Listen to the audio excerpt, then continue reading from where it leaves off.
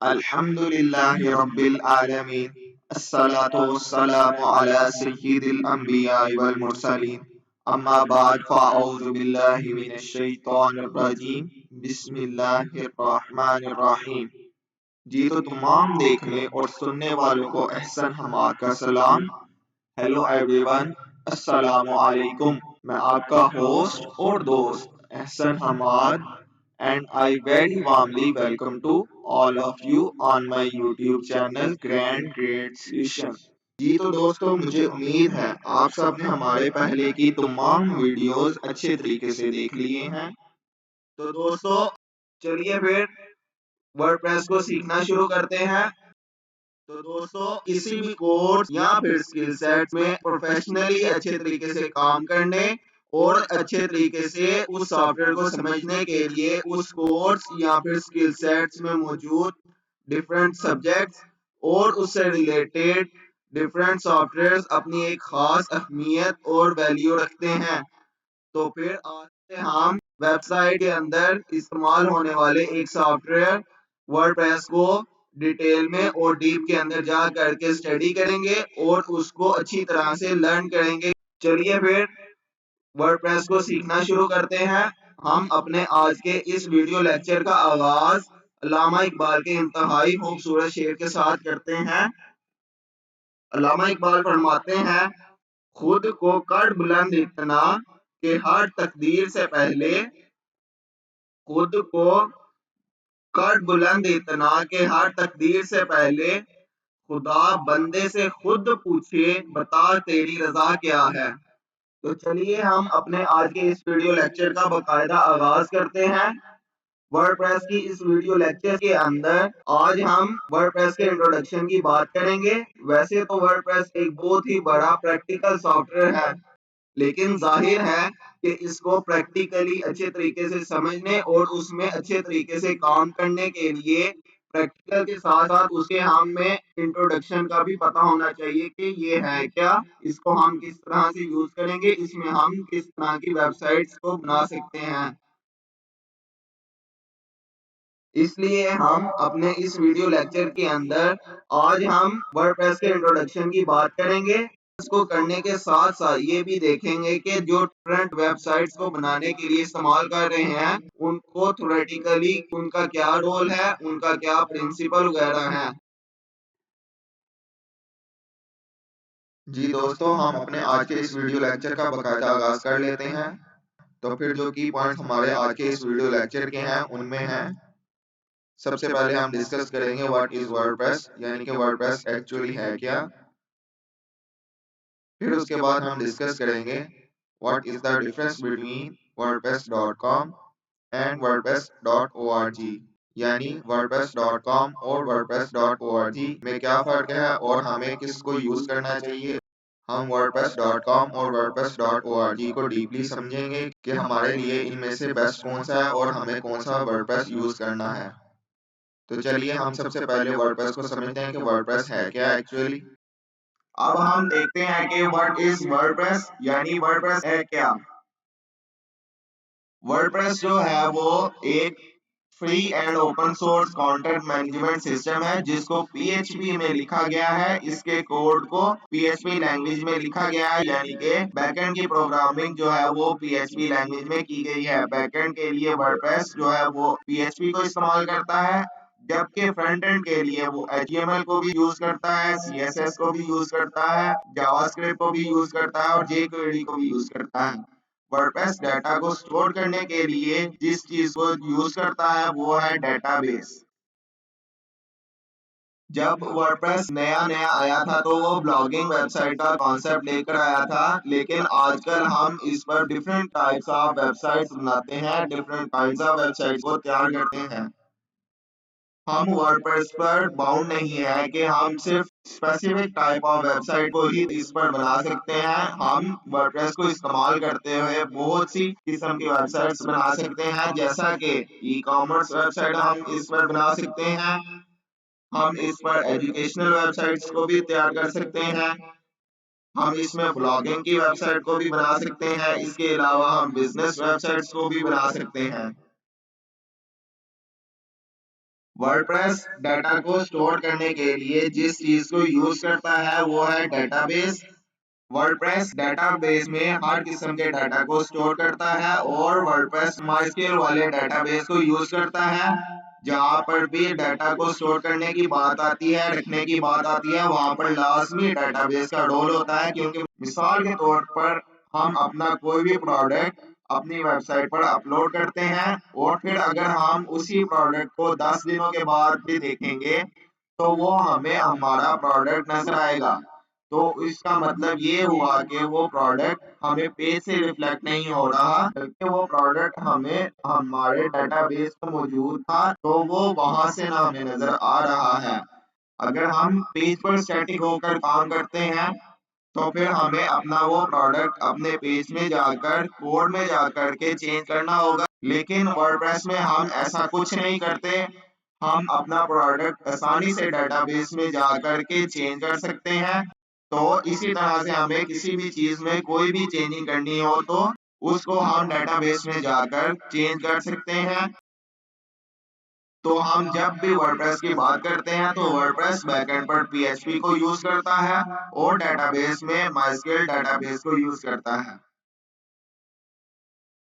WordPress में हमें बने बनाए थीम्स मिलते हैं, प्लगइन्स मिलते हैं, ये सब कुछ पहले से ही बने बनाए हैं, यानी इसको भी पीएचपी में पहले से बनाया गया है। हमारा प्रोसेस है इन थीम्स और प्लगइन्स को इम्प्लीमेंट करना। अब हम देखते हैं कि डेटाबेस का क्या रोल होगा अगर वो हमारी वेबसाइट से हट जाए। अगर वो हमारी वेबसाइट से डिलीट हो जाए तो वो क्या रोल प्ले करेगा। अगर डेटाबेस हमारी वेबसाइट से हट गया तो हमारी वेबसाइट वहां पर स्टॉप हो जाएगी, रुक जाएगी। क्योंकि हमारा सारे का सारा डाटा हमारे डेटाबेस में मैनेज होता है, डाटा वहां से रिफ्लेक्ट होता है और वो डाटा वहां से हमें दिखता है। तो ओवरऑल वर्डप्रेस एक सीएमएस का पार्ट है जो नंबर 1 है। अगर आप गूगल करके भी देखेंगे तो सबसे पहले आपको वर्डप्रेस नजर आएगा, फिर जुमला और मैजेंटो वगैरह नजर आएंगे। तो ओवरऑल वर्डप्रेस एक नंबर 1 सीएमएस है जिसको वेबसाइट बनाने के लिए इस्तेमाल किया जाता है और इसके जरिए हम बहुत सी डिफरेंट वेबसाइट्स बगैर किसी किस्म के कोड को यूज करके बना सकते हैं। जी तो दोस्तों, अब हम बात करते हैं wordpress.com और wordpress.org में क्या फर्क है।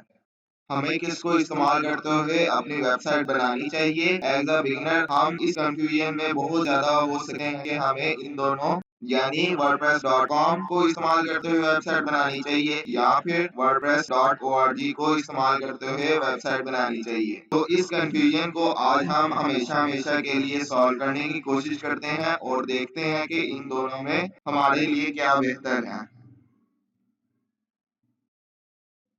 सबसे पहले wordpress.com की बात करें। अगर हम बात करें तो wordpress.com प्योरली होस्टिंग प्लेटफॉर्म है। इस पर हम 3 GB तक डाटा अपलोड कर सकते हैं। जबकि wordpress.org एक फ्री प्लेटफॉर्म है। इस पर हमें बस डोमेन और होस्टिंग खरीदने की जरूरत है और फिर you have good to go. आप खुद सेल्फ होस्टेड कर सकते हैं अपनी वेबसाइट को। इसके बाद wordpress.com पर हमें रिलायबल सोर्सेज नहीं मिलते। हमारी वेबसाइट कभी भी किसी भी वक्त wordpress.com डिलीट कर सकती है और wordpress.com हमारी वेबसाइट को खुद होस्ट करती है। और अगर हम wordpress.com को इस्तेमाल करते हुए अपनी वेबसाइट बनाते हैं तो wordpress.com हमारी वेबसाइट को कभी भी डिलीट कर सकती है। इसके अलावा wordpress.org को अगर हम इस्तेमाल करते हैं तो wordpress.org हमें वर्डप्रेस वेबसाइट पर फुल कंट्रोल देती है कि हम इसको अच्छे तरीके से इस्तेमाल कर सकते हैं कहीं पर भी। इसमें हमें वर्डप्रेस वेबसाइट के डिलीट होने का खतरा बिल्कुल भी नहीं होता।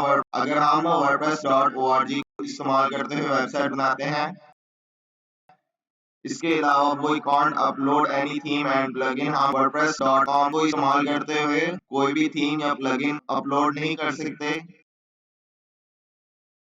अगर हम wordpress.org को इस्तेमाल करते हैं तो ये हमें फ्री और पेड या फिर कस्टम प्लगइन और थीम को इस्तेमाल करने की इजाजत देती है।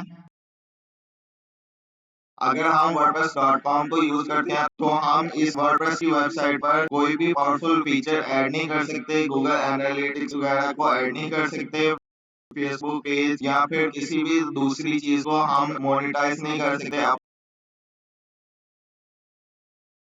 लेकिन अगर हम wordpress.org को इस्तेमाल करते हैं तो wordpress.org हमें powerful features, powerful insight tools को ऐड करने की इजाजत देती है, जैसा कि हम इस पर गूगल एनालिटिक्स वगैरह ऐड कर सकते हैं।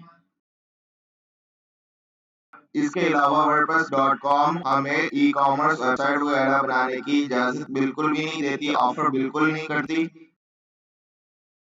इसके अलावा अगर हम wordpress.org को इस्तेमाल करते हैं तो हम अपनी वर्डप्रेस वेबसाइट के जरिए अर्निंग कर सकते हैं। गूगल एड्स को इस्तेमाल करते हुए गूगल एड्स की मदद से हम वर्डप्रेस वेबसाइट पर अर्निंग कर सकते हैं।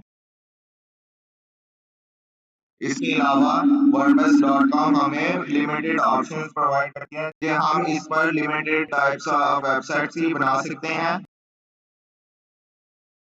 अगर हम wordpress.org की बात करें तो ये हमें ऑफर करती है कि हम इस पर किसी भी किस्म की वेबसाइट बना सकते हैं, including e commerce website, landing page बना सकते हैं या फिर बिजनेस वेबसाइट्स को भी बना सकते हैं। अगर हम wordpress.com को यूज करते हैं तो wordpress.com अपनी ब्रांडेड सब डोमेन को यूज करती है हमारी वेबसाइट के नाम के आगे, जैसा कि सबसे पहले हमारी वेबसाइट का नाम आएगा, उसके बाद डॉट, फिर वर्डप्रेस, फिर .com आएगा। अगर हम wordpress.org को इस्तेमाल करते हैं, अपनी वेबसाइट बनाते हैं तो ये अपनी ब्रांडेड सब डोमेन को हमारी वेबसाइट पर यूज नहीं करता, जैसा कि अगर हम इसको इस्तेमाल करते हुए कोई भी वेबसाइट बनाते हैं तो हमारी वेबसाइट का नाम आएगा, उसके बाद .com या फिर .org या फिर .pk इस तरह के नाम आएंगे।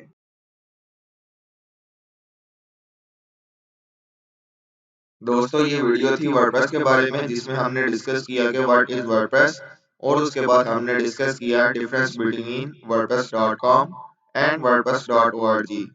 इस वीडियो के बाद आप समझ गए होंगे कि हमें wordpress.com को यूज करना है या wordpress.org को, क्योंकि हमने wordpress.com और wordpress.org को डीपली समझने की कोशिश की है। तो मैं आपको प्रेफर करूंगा कि आप wordpress.org को ही यूज करें। wordpress.org से ही अपने वर्डप्रेस को डाउनलोड करें और अपनी वर्डप्रेस की वेबसाइट को बनाएं। तो दोस्तों अगर आप भी किसी भी किस्म के स्किल सेट को बिगिनर्स टू एडवांस लेवल तक सीखना चाहते हैं तो आज ही हमारे इस YouTube चैनल को सब्सक्राइब कर लें, क्योंकि हम बहुत ही जल्द अपने इस YouTube चैनल पर बहुत सी स्किल सेट से रिलेटेड ट्यूटोरियल लेक्चर्स को अपलोड करेंगे जो कि बिगिनर्स टू एडवांस लेवल तक के होंगे। तो जैसा कि आप सब ये बात अच्छे तरीके से जानते हैं कि किसी भी कोर्स या स्किल सेट्स को अच्छे तरीके से प्रोफेशनली समझने के लिए उस कोर्स या फिर स्किल सेट से रिलेटेड तमाम तर सब्जेक्ट्स या फिर उससे रिलेटेड तमाम डिफरेंट सॉफ्टवेयर्स बहुत ही ज़्यादा अहमियत और वैल्यू रखते हैं। तो फिर दोस्तों हम अपने इस YouTube चैनल पर हर स्किल सेट में मौजूद डिफरेंट सॉफ्टवेयर्स की ना सिर्फ डीपली स्टडी करेंगे बल्कि हर सॉफ्टवेयर को अच्छी तरह से लर्न करेंगे, सीखेंगे, समझेंगे। हर सॉफ्टवेयर को प्रैक्टिकली भी सीखेंगे और थ्योरेटिकली भी सीखेंगे। हर चीज़ को प्रोफेशनल लेवल तक सिखाया जाएगा ताकि आप मार्केट में जाकर प्रोफेशनली काम कर सकें। तो इसलिए दोस्तों आप सब हमारे इस YouTube चैनल को सब्सक्राइब कर लें और साथ के बेल आइकन को भी दबा दें, और हमारी हर वीडियो जो आप देखें और आपको अच्छी लगे और आप उससे कुछ इन्फॉर्मेशन हासिल करें तो उस वीडियो को लाइक और शेयर कर दें। तो दोस्तों अब मैं आपको मिलूंगा इसी तरह की एक इंफॉर्मेटिव न्यू वीडियो लेक्चर में या फिर कोर्सेज की वीडियो सीरीज के अंदर। तो तब तक के लिए अल्लाह हाफिज।